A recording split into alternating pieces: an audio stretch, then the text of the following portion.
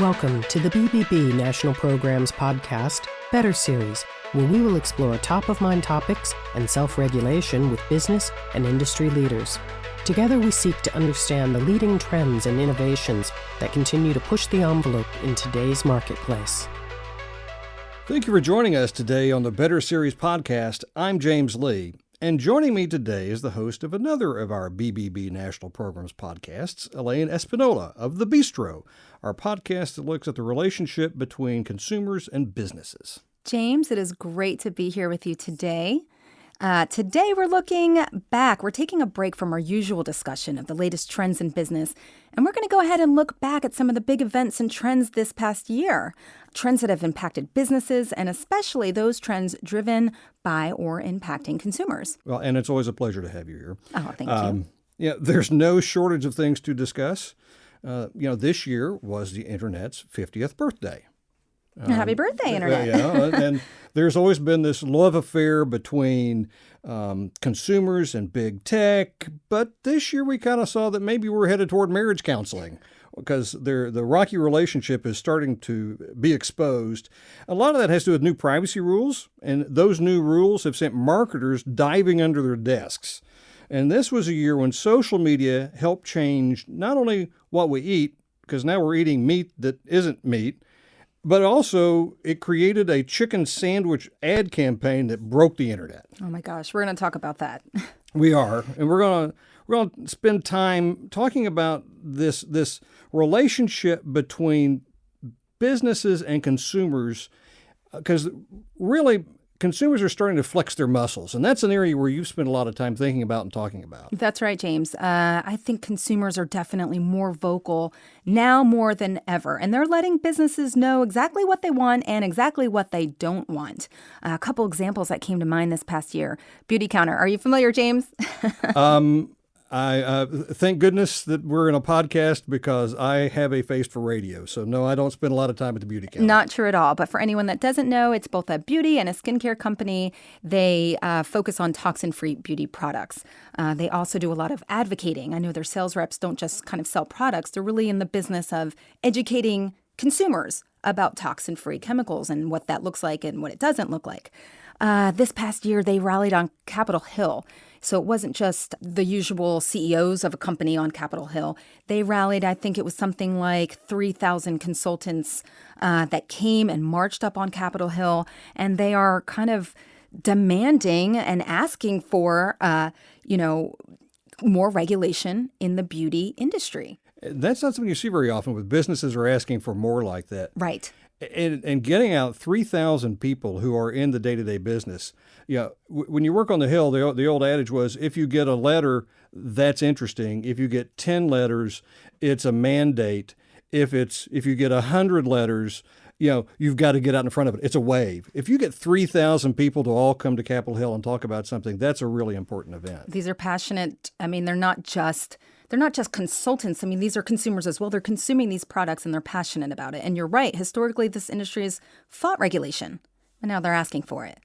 So that's really interesting.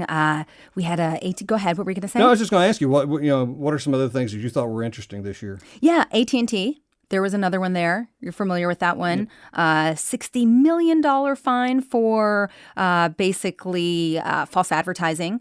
I think the agency I had seen received thousands of consumer complaints that led to the investigation of these allegations. And so, misleading consumers over the data plans. But this is another place where consumers are really flexing their voice.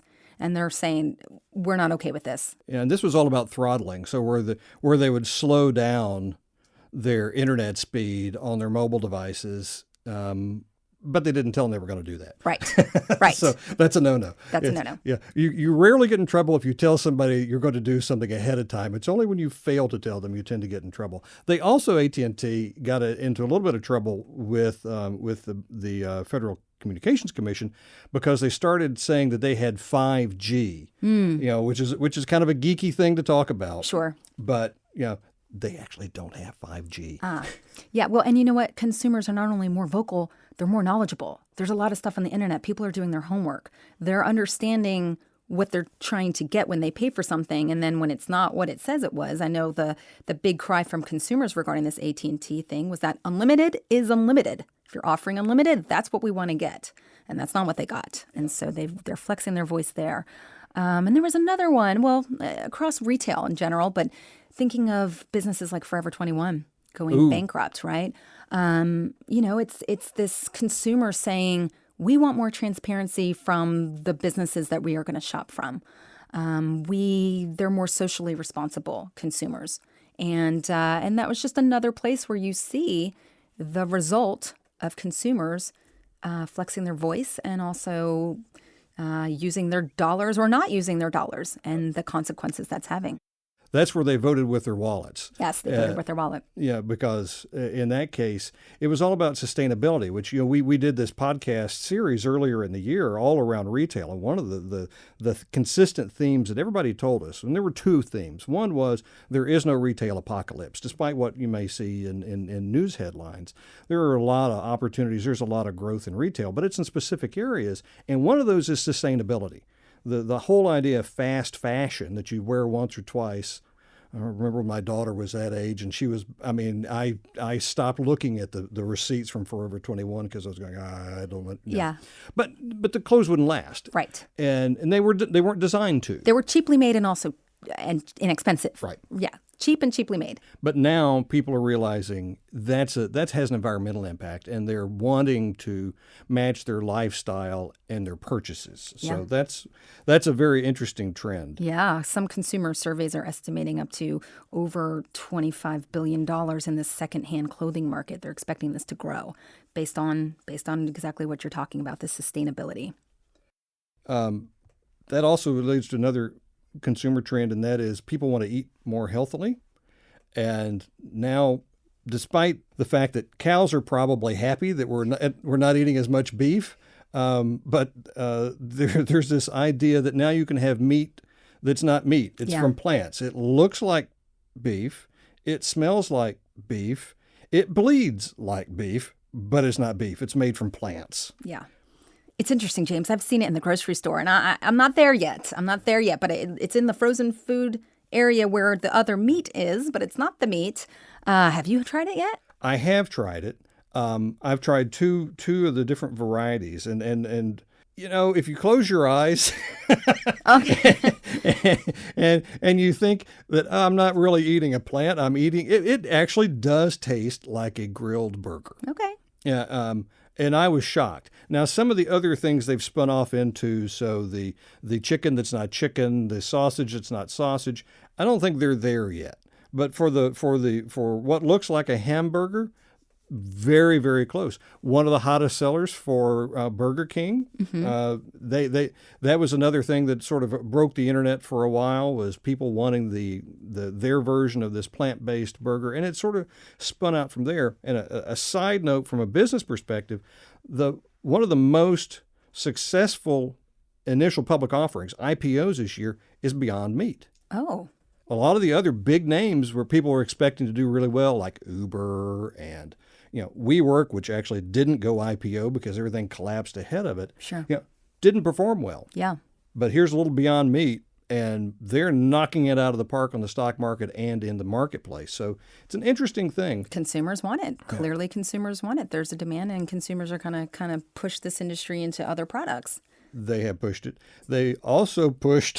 I think this is for as a marketer. I just love the whole idea of the great chicken wars of 2019. So we're talking about real chicken, not fake chicken, real chicken. James, push is the operative word because it has gotten physical. Now we have altercations regarding this chicken war. So what started with this, the number one trending topic on Twitter, lines out the doors. This sandwich went viral, if you will. And they saw unprecedented sales, Popeyes versus Chick-fil-A, and this whole thing. And it's created quite a frenzy. But yes, a marketing genius, if you will. Oh, and the fact that they being Popeyes, ran through their entire 3-month supply of chicken in 2 weeks, that tells you that they're onto something. There is pent-up demand. And then the social media aspect of it That was huge. I think for huge. a period of time, this sandwich competition was the top trending topic on Twitter in the U.S. and worldwide. So this was like this viral social media thing, and it's getting consumers in the doors. They want to know what it's all about. I mean, I myself, this is where I'm seeing this. It's all over Twitter, the back and forth. And it makes me curious. I want to go in. I want to check it out. So, that's how that works. Yeah, well, after this is over, we may run by Popeyes. Well, let's check it out. So if they were not happy because they couldn't get their chicken, they weren't happy with Silicon Valley either. And that's something that's kind of new. Consumers have loved technology and technology companies for years, but for the first time ever, you're really seeing consumers press for changes in how the big five, they're known as the FAMG companies, FAAMG, FAMG, and that's Facebook, Apple, Amazon, Google, and Facebook. Got it.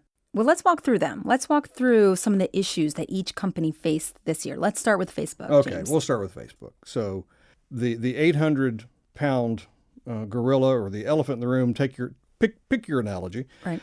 Is the $5 billion settlement with the FTC for privacy violations. That's the largest fine the FTC has ever negotiated. They wanted more, but they took the $5 billion. But that's not the end of it for Facebook. And that was for privacy violations around allowing third-party companies come in and have access to Facebook users' data. Sure. But now they're also being investigated for antitrust of their advertising practices, and they're facing billions of fines too in Europe over the same kinds of issues around how they target individuals with advertising, how that advertising is priced, how they gather permission, if they gather permission. So there's a lot of things that are swirling around Facebook, and that's going to go on for at least through 2020 and maybe longer. Absolutely. I was just going to say it'll be very interesting to see what unfolds in 2020, and particularly what regulations will come into play based on all of this. It'll just be very interesting to watch. Yeah, and they also wanted to get into cryptocurrency. They wanted to have their own currency, and that went over like the proverbial lead balloon. It took about 2 nanoseconds for Congress to go, wait a minute, we just had hearings with you people, and now you want to have your own currency? No. So there is no small amount of the analogy of it's not that we shoot ourselves in the foot that surprises us. It's how fast we reload. Great analogy. Hey, let's move on to Amazon. Amazon has been one of these companies that everybody loves, and they forget that when they first started out in the late 90s, all they did was sell books. Exactly. And now there are very few things they don't sell. You can buy a house on Amazon at this point, literally. You can buy. Okay, my kid is in school, and they're doing a dissection of owl pellets. And I thought surely we must have gone to some veterinarian, I don't know, in the sticks. But no, James, they bought them on Amazon. Of course they did. Of course they did. So Amazon this year, it was about Alexa. Yes. And the fact that Alexa was listening. And it wasn't so much that Alexa was listening, because everybody sort of assumed that, but Alexa was recording. And it wasn't even that much, except that people were listening to those recordings. And Amazon's story about that was, well, it helps us make Alexa better. But again, as we said earlier, it's not the fact that you did it sometimes to get you in trouble. It's the fact you didn't tell anyone. And that's what happened with Alexa, that also followed on to Apple, that's also followed on to Microsoft, and any of the other groups that have these smart speakers. They also got into a little bit of trouble with trying to figure out where they're going to put their new HQ2 headquarters. That's right. That's going to be a very big deal here in this area. Yeah. So we talked a little bit about Apple, a little bit about Microsoft. Google was fined for violating COPPA, the Children's Online Privacy Protection Act. And this prompted the FTC to look at updating the laws. And they have also been fined by the EU for their privacy and data practices. So that's another big thing that happened this past year. And it'll be very interesting to see what updates will come with COPPA in the year ahead. Yeah, and the other big issue with all of these groups is privacy. We've used that word a lot. We're going to hear a lot about it in 2020 as well. And a lot of it has to do with the data that's being collected and used about consumers, and it's also about data breaches. Speaking of data breaches, it almost seems like, James, we do have this conversation every year. There's there's data breach. Looking at your watch, it's that time again. Like clockwork, yes. Yeah. But every year there are a string of large data breaches and more cyber attacks. And I don't know, it just doesn't seem like it's getting any better. That was a great question at the end of 2018. So just for a quick little bit of context, for the first time in more than 5 years, in 2018, we actually saw a drop in the number of data breaches. And so there was this outstanding question was, well, in 2019, will we see that trend continue, or was 2018 a blip? And we now know the answer. It's a blip because we in October passed the same number of data breaches in 2019 for all of 2018. Wow. So we will end 2019 here in a few days with more breaches than the year before and possibly a new record in the terms of the number of breaches. We may not have as many records breached, but we're going to have a lot of breaches. And that just says something about how this issue continues to move. Right. And it's something that's hard to solve. Yeah. And speaking of privacy, there was a report that went out from the FBI that said businesses paid more than $2 billion to scammers, something known as the business email compromise. James, can you just tell us a little bit about that and who should worry about this?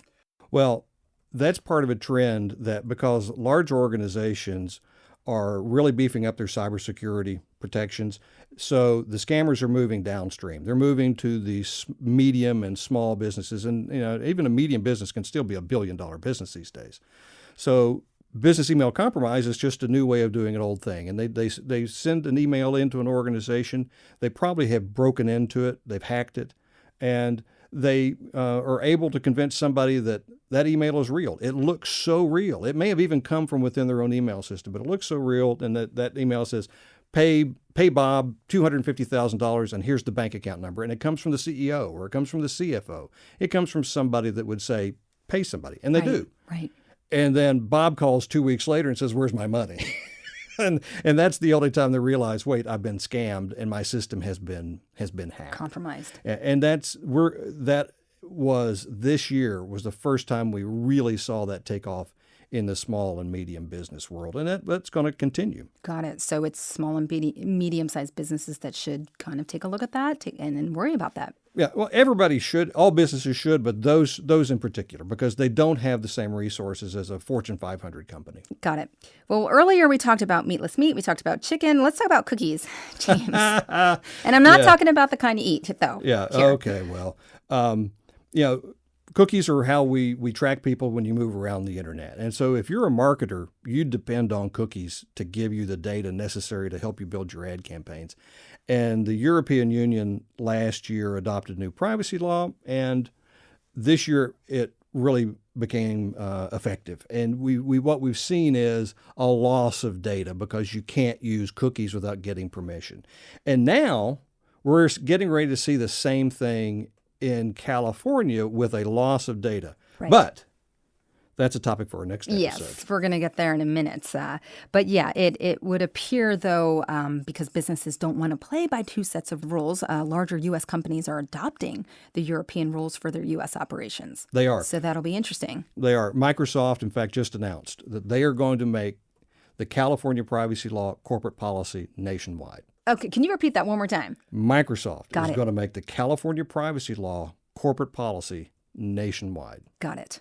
And we'll talk about that on our next episode, which will air on January 1st. A look ahead at what to expect in 2020. So, Elaine, thanks for coming out to play on Christmas Day. James, thank you so much for having me. And thank you for listening to the BBB National Program's Better Series. Don't miss an episode by subscribing to the Better Series by visiting our website, bbbprograms.org. Then click on the podcast tab. You'll find all of our podcasts there, where you can listen on your Apple Podcast app or your favorite streaming platform. You just enjoyed the Better Series podcast. Be sure to tune in next time for a brand new episode. To learn more about our other shows, visit betterbusiness.blueberry.com. That's betterbusiness.blueberry.com. Follow us on Twitter at BBB_NTL programs. Send your comments and ideas to podcast@bbbnp.org. The thoughts and opinions expressed on this podcast are the views and opinions of the guests, not those of the BBB national programs or its affiliates. This podcast is for information and educational purposes only and is copyrighted with all rights reserved. This podcast is protected by Blueberry's Terms of Service.